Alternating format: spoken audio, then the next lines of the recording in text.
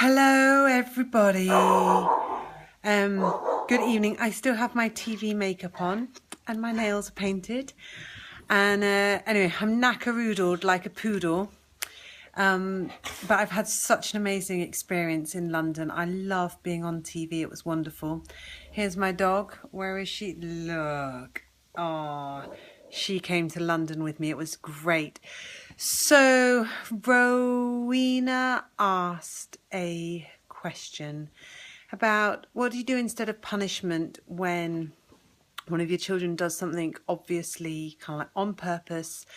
You don't know who's done it, they won't own up to it, and you're really cross. And these are my first thoughts, and I am pretty tired. My brain is a little bit weary, but here are my first thoughts. My first thought is this need to know who's done it and this desire to punish or to make them learn a lesson. It's all about us. Those things all come down to what's going on inside us. Because if children are not owning up to something, it's generally because they've had one or more experiences that say to them, it's not safe to own up to this. So let's say a child has felt really cross or angry with you or frustrated about something, who knows what, and in their frustration and their anger, the way they've expressed that is to gouge out part of this brand new fridge. They're probably not thinking, oh, that's a brand new fridge, I'm going to damage that. But even if they are thinking that, it's an expression of how frustrated and angry they are. It's an expression of where disconnection has taken place and trust has broken down. And, you know, this happens in every single family. And it's them doing their best to communicate with you. And I understand that you feel so angry. And then, of course, they're lying. Well, they're not telling the truth by owning up to it. So they're lying. And again, that just makes you feel more angry. But you've got to remember that anger, those feelings of kind of being cross, furious, etc., those are your feelings. You could just as easily look at the situation and have different feelings. And you've got to remember that we're in control of those feelings. So you can choose how you respond to it. And I'm not saying that that's easy, but I am saying that I believe that that is the truth and I believe that that is reality. So first of all, recognize that this on purpose gouge, which, you know, let's hold a small possibility for the fact that perhaps it wasn't on purpose, but this gouge in the brand new fridge was an attempt to communicate something at a time when your child didn't have a better way to communicate, and maybe they had tried to communicate already in lots of ways. Secondly, that your feelings are your own. You own your feelings, you're responsible for them. No one can make you feel anything. And often we feel angry about something like that because society's told us to feel angry about that.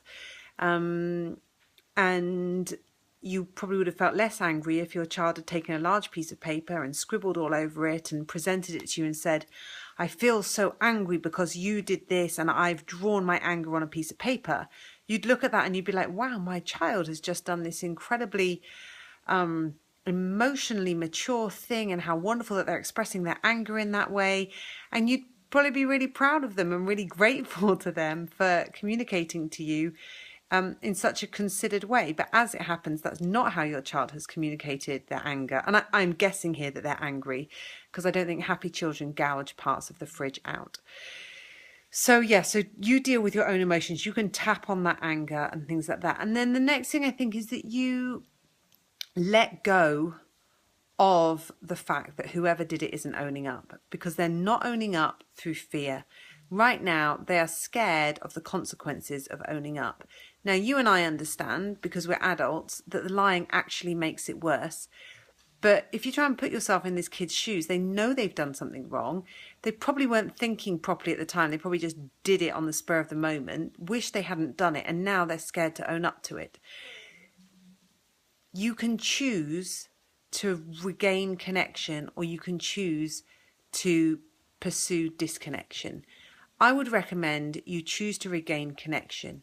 You use the nonviolent communication format, which is observe the behavior, communicate your feeling, communicate your need, and make a positive doable request. So in this situation, you might say to all of your kids together, get them all together, when we saw this huge gouge out of the fridge, we felt so angry and also really disappointed, because we want this to be a safe environment for sharing feelings, and we want you to be able to talk to us instead of damaging things.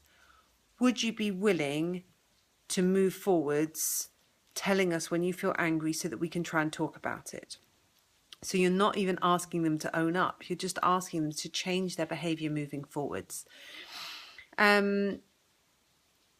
You also could use the NVC formula in a slightly different way. You could say, you know, when we saw this gouge in the fridge and we felt so angry, but we also realised that whoever did it must have been feeling incredibly angry as well. And anger is a really big feeling. It can be really hard to deal with that. And, you know, it seems like you really needed to express your anger, and perhaps we weren't listening, and we're sorry if we weren't listening to the way you were trying to tell us you were angry. And what you're doing is you're seeking to regain connection, because I don't think that just because a child has gouged part of your fridge out, they're going to grow up into an adult who gouges out fridges. This is a single incident where a child has lost control of their anger, has tried to communicate it probably in several other ways before doing something so extreme, and is now really scared to own up to it. And what would punishing them do other than make you feel better as a parent? What would it do? I suspect that they have probably learnt their lesson. I suspect they're feeling pretty shitty on the inside. They're probably wishing they knew how to own up. They're probably wishing they knew how they could say sorry. They're probably wishing they'd never done it in the first place. And what they probably would love is a parent or parents to come alongside them and say, we don't know who did this, but whoever did do it must have been feeling really angry. And we would love to help all of you find ways to manage your anger better as you grow up, so that when you become adults, anger isn't a scary emotion. It's something you know how to deal with, and just use it as an opportunity to journey together. So those are my first thoughts. I can tell my brain is now starting to whir into like other things, but I am happy to sit here for a moment. If those of you that are watching have got any questions, I will sit here for a moment. You can type them in the comments and I'll respond. Excuse me. I always feel in this point when I'm sitting here waiting that I should sing to you, but me singing is not always the most enjoyable thing for other people. La la la la la. I also don't know if Facebook puts the questions or comments up immediately. I'm guessing they do. I can see a heart. All sounds very clear. Thanks, Sarah. Rowena, are you still there? Because this was specifically responding to your post. Perfect, B. I love you. Thank you. Get some rest. Awesome. Okay, guys, I am going to get some rest. I have some food cooking. I have a hot bath run. Yeah, I'm going to take my book in the bath, and I might stay there till it goes cold. All right. Mwah. I see you all soon. Bye.